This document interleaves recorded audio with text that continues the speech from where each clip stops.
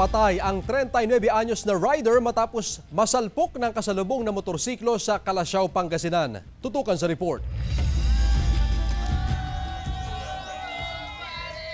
December 30 ng gabi, masayang nagkakantahan at nag-iinuman ang mga magkakaibigang ito sa Calasiao, Pangasinan.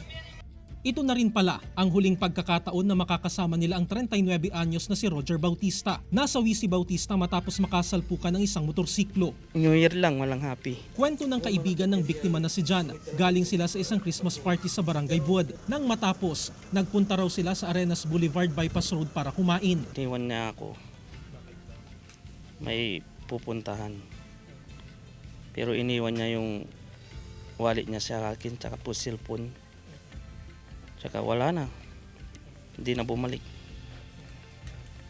Nabalitaan ko na lang na nadisgrasya na siya. Sa investigasyon, nag-counterflow umano ang kasalubong ng motorsiklo ng biktima na dahilan ng salpukan. Parehong dinala sa ospital ang dalawang rider, subalit agad idineklarang dead on arrival si Bautista. Kasalukuyan naman nagpapagaling sa ospital ang isa pang rider na nagtamo ng bali sa kanyang binti. Sasampahan siya ng kaukulang kaso.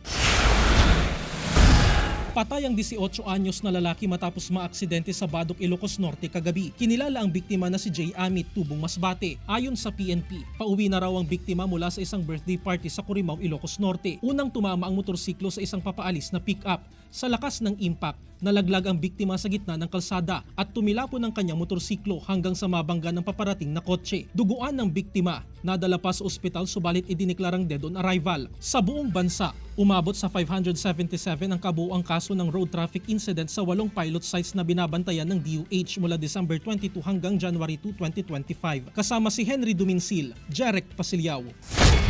1 North Central, Luzon.